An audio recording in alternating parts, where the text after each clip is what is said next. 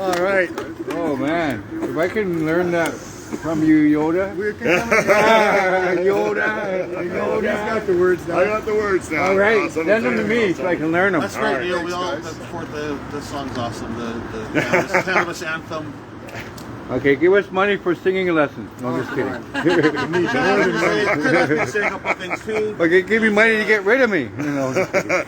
Pay his rent. Pay the There's rent. a lot of history in this park and in this community over the years, and just being here makes me think about the last 30 years of activism and how much things have changed. And you know, Neil's right. There's a lot of challenges and a lot of problems with legalization, but I think it's good to remember as well how far we've come and how much we've accomplished and a lot of the positive things that have happened. You know, like when we first started this, you couldn't buy a bong or a vaporizer or a grow book. And knowledge of cannabis and even the idea of medical marijuana was not out there, and people's general perception of cannabis was not the way it is now. And we've really transformed Canada in a lot of wonderful ways through our work over the years. And Ted is, you know, one of the oldest, longest standing, the oldest club still standing in Canada, has been seeing a lot of these things happen. And you know, it's good to remember like what a huge impact that we've had. Relatively small number of people who are determined and make effort and are willing to challenge the law and to put pressure and work together, and it's created a really you know, family of people now. We've all known each other for a long time, and all for our own reasons have come to this movement and been willing to sacrifice our time and our money and our efforts and our energy because we believe in this thing that's greater than ourselves and that is important. And you know, I believe that cannabis and really the whole drug war is really the biggest kind of civil rights and humanitarian issues in our lifetime. And we still have a lot of work to do. You know, for me, it's more than just cannabis, although cannabis is the world's greatest plant, and I love cannabis, and it's very special. The drug war is about more than that. And, you know, I always figured we needed to kind of end the war on cannabis as the first step in this broader understanding of all these other things, which ultimately come from plant medicines for the most part, and have a lot of historical, cultural, and social and spiritual use. We all know that, and that this is still a journey. We have a long way to go on, but we're gonna. This is what we're doing in Canada, what we do here in Vancouver and in Victoria and in our own communities. In these little ways, they add up to huge changes that affect things all around the world, and that. Just a little bit of effort every day can make a huge difference in so many ways. And we all know that because everyone here has given so much to this and believes in this and knows what it's like to sacrifice and to give and to take risks and chances and do these things because it's something that we know is so important and that we all believe in. I've been proud to be part of this movement myself and to see it grow in ways I did not expect, and to see things change and try to find those opportunities over the years, to find openings in the system where we can make things happen. And we're doing that now with mushrooms and psychedelics, and I want to find ways to do that with other substances as well. But cannabis has always been a key part of that, and really the root where we were able to open up all these things. And medicinal marijuana was really the most successful and important transformation and understanding of what this is. Yeah, cannabis feels good and it's fun and pleasant and all that, but ultimately it's a very important and powerful medicine. And that's how cannabis got legalized, was through the medicinal marijuana movement. And then people ask me now about 420 and protests and if they're needed.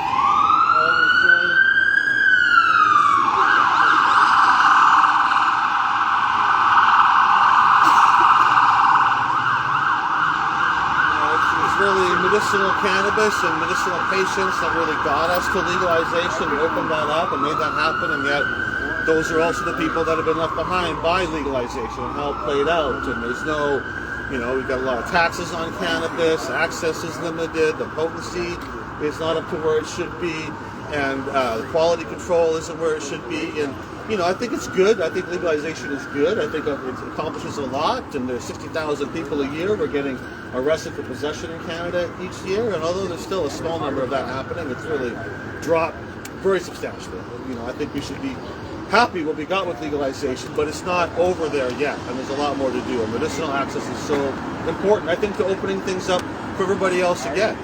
And ultimately, I think that the places that are still operating and putting pressure really, you get hostility from the legal places. Oh, these guys are stealing my customers. But ultimately, it's those shops that are persisting that are going to make the legal system better, because we're still providing them with competition, with a higher standard to go to. And if they really want to put Ted's and mine and other clubs out of business, they could do that by providing better quality, lower priced, wider range of products, and then I think it would be happy, because then it wouldn't be needed, right? But as long as people are still coming and still seeking that out and still being there, that is evidence that it is needed and it is vital, and there's a lot of people that rely on this and whose lives are going to be very negatively impacted when these raids happen. There's another raid on Broadway recently at the Anacoesic dispensary. I'm probably pronouncing that wrong, but it's like it was an indigenous-friendly dispensary there, and I think he's decided to close down because of that. And so, we've got some good legal tactics happening. Maybe we can get a pushback there and help to persist things, but a lot of it is just having the will and the determination, and hopefully a good landlord that can help you stand by you there as well. And so, I'm optimistic though about the future. I think that we're going to persist. I know Ted's not someone who's going to quit, and I think there's some good things are going to come out of this. And my experience has often been that the raids and hard challenges, ultimately, if you can survive through that, ultimately can lead to very positive things happening in the long run. It just takes some persistence and some willingness to take those risks, and maybe a good lawyer. But a lot of it is just about standing up and continuing, and even if the legal decisions don't go your way, that does not necessarily mean anything, right? So I know Ted is someone who's been around and has given so much of himself and still faces millions of dollars in fines and all kinds of legal challenges, and had a much harder time in Victoria, I think, than some of us have had in Vancouver in terms of I got raided one time in I don't get the 10, 20, I don't know how many you've had a lot over the years. It's been more than 10 at least, right? Like more than 20 or 15? Being a touch wood on that. Yeah, no, we're anticipating. I mean, we'll see. But we are expecting probably with the other things going on, we're probably on the list somewhere as well, right? But that's how it goes. Anyways, that's what I wanted to say. There's a lot of great people here that have all given in a lot of ways, and so we know it doesn't take a lot of people necessarily to have a huge influence. It takes dedication, persistence, and a willingness to take calculated risks, and having a big heart and caring. And Ted, is a big example of that, and he's someone I admire very much, and I'm inspired by his work. And I'm happy to have him here, of course. And I love you, Ted. And we're trying to support you as much as we can. And I know you're going to persist and do great work. You got a good team. That's all I had to say. Thanks. Thank you, Dana. I remember last year, a cop comes up to me, and once before it was legal in Victoria, he said, "What are you doing? You're smoking weed." "Well, you can't do that here. It's not do it in Vancouver."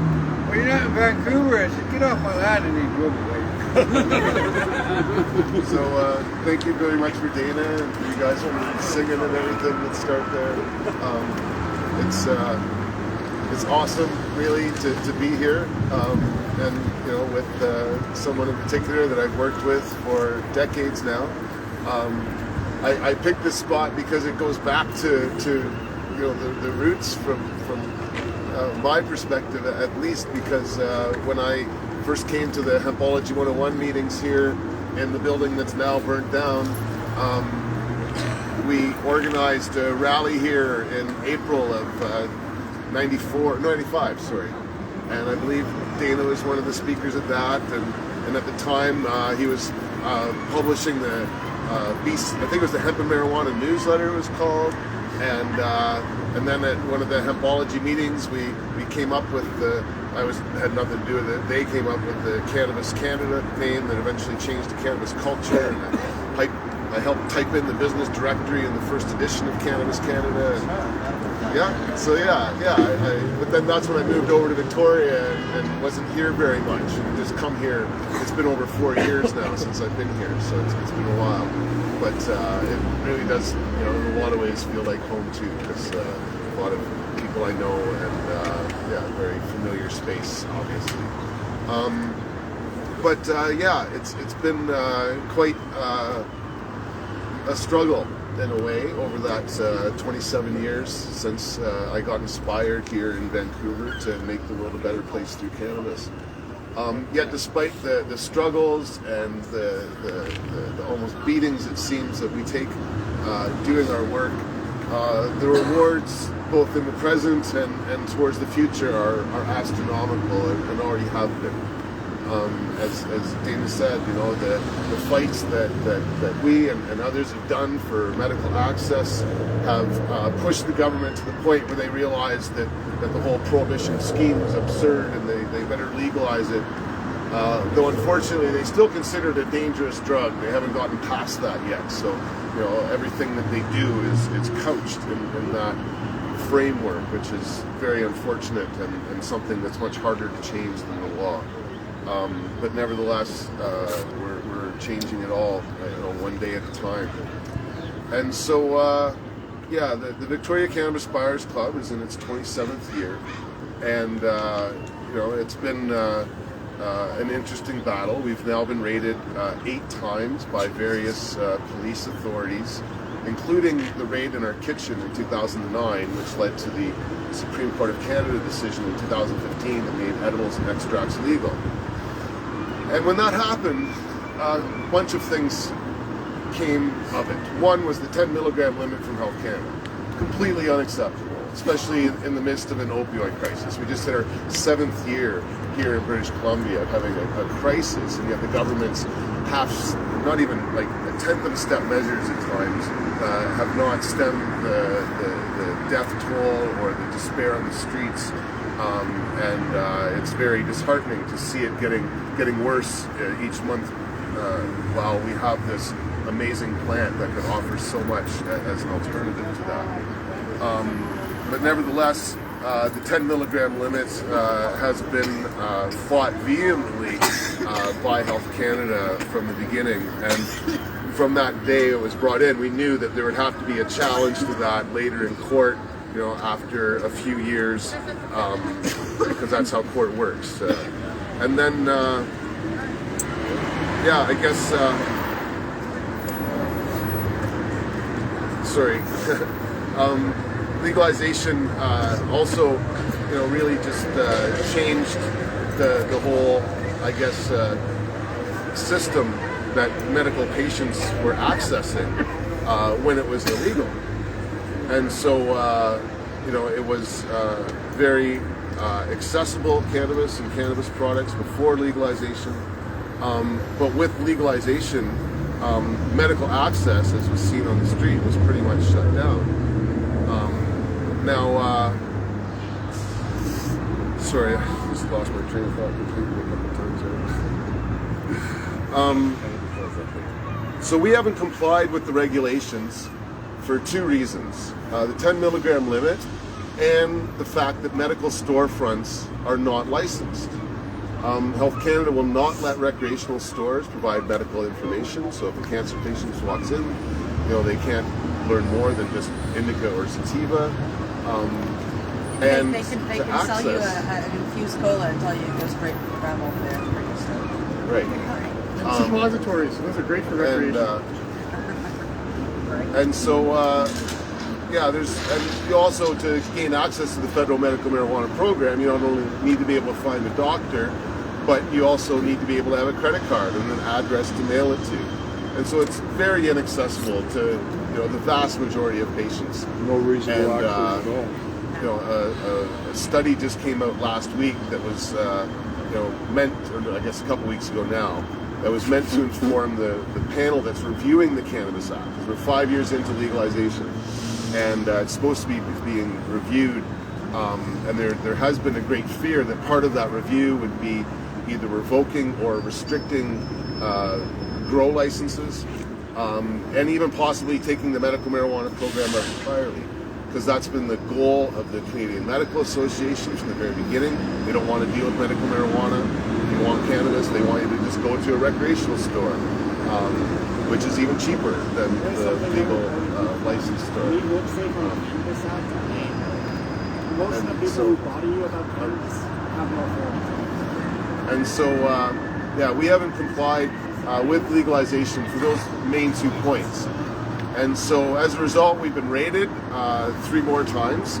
Once just recently, which is the reason that we've called this rally and come over here to get some support, which has been really wonderful, honestly. We've yeah, I really appreciate, especially from Dana and his work, the amount of support that we've been able to receive, because we've got this amazing army of people really trying to help us, including all the top drug policy researchers in British Columbia, led by our researcher, Dr. Mary-Lou Gagnon, who has gotten several letters written about the opioid crisis and the use of cannabis as a substitute, and our club. In fact, the letter she wrote was just published in the province this week, an editorial about that. And so we've got the support from all the top drug policy researchers in BC, as well as our city council, although I don't know the full extent of the new council. Certainly the old one has written several letters in support of us getting an exemption. But that doesn't seem to be happening anytime soon. So so we've been raided 3 times, fined $6.5 million. At the same time, we've applied to Health Canada for an exemption for the club based on the fact that we need an exemption for a storefront and the 10 milligram limit. Now Health Canada has initially denied. They've sent a letter of intent to deny, which we've responded to. We've always thought that they would deny it though, and the plan was to file a lawsuit against Health Canada when they denied our exemption application. So I've been working with lawyers for years, preparing that with affidavits and stuff. Julia here is one of our members that has done that for us. So we've been working on that for a very long time. But we've had to let things, follow their course. For example, we either had to get a denial from Health Canada for an exemption, or have the fine come to a conclusion with the province.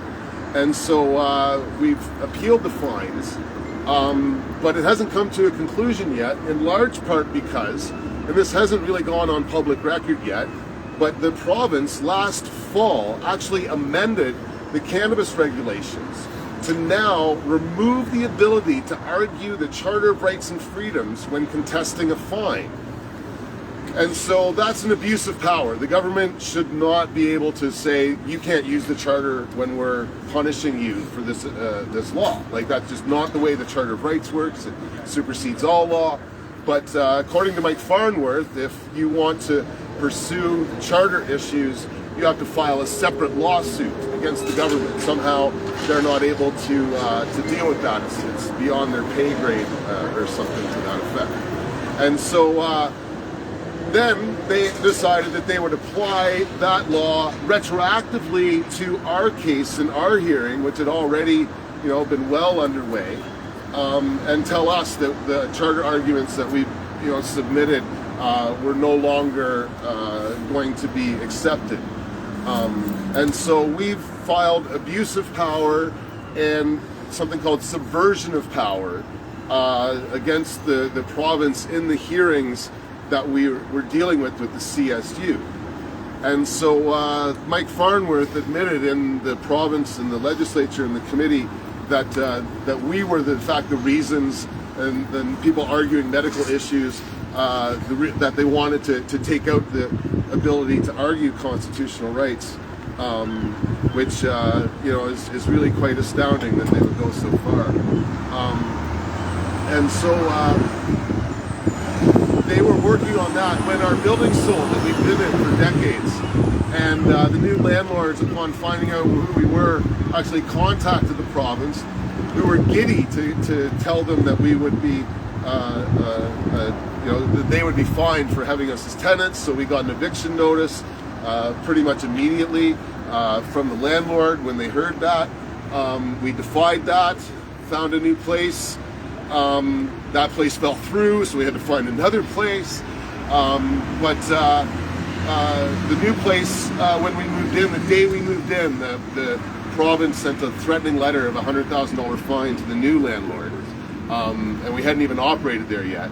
And so it really shouldn't have been a surprise when they came in 3 weeks later and did the raid. And I'm certain that their goal is to find the landlord. The landlord's the weak link in the chain, and that's already made us move. If they find the landlord and we have to move again, nobody will take us in, and we'll be not able to afford paying for the fight in court with the lawsuits. I'm sure they're thinking here.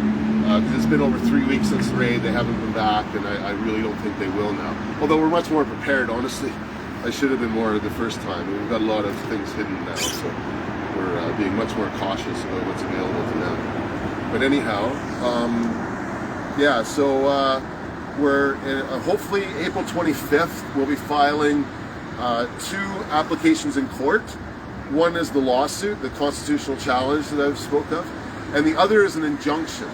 And so we've had to wait till we've been under threat to get the injunction, because there's a few things that have to be considered to get an injunction. One of them is sort of this balancing act where the courts have to decide if there's going to be more harm if they give the injunction than there will be if they don't. And so typically injunctions are in the favor of the government, and government are the ones applying for them. And it's rare, like in the Allard case, it's used against the government.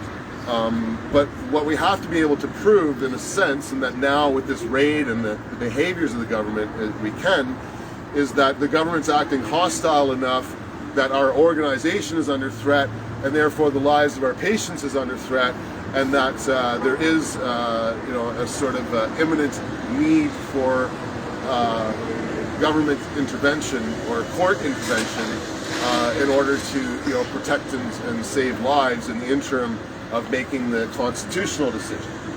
And so we'll be applying for the injunction on the 25th. The government has 30 days, although they could be given up to 60 to respond, at which point we will get our day in court. And that will be the big day. If we get an injunction, which could last for years through the appeal process, then that should mean some significant benefits for us and hopefully a lot of other people. Hopefully they start to allow storefronts. Hopefully they start to allow more than 10 milligram limits. Because there's a lot of other pressures aside from us for them to do that. We're just hoping, again, like the Smith decision, to be the final straw towards these better measures. But it could be caught up in the appeal process and other things for many years. If we lose, then it's not going to be good. If we don't get this injunction, we're in a world of hurt. And I don't want to think about that. It's starting to rain, so I'm going to wrap it up. We're going to head back over to the cafes, I guess, and have some more puffs. Thank you all so very much for coming, and I really appreciate it, and all the work you've done individually. Everybody here, I think, has busted their ass off at one point or another, if not every single day, to make this a better world. But, yeah, it's starting to rain, so thanks for coming, everybody. And I know I left it right in the back door. Yeah.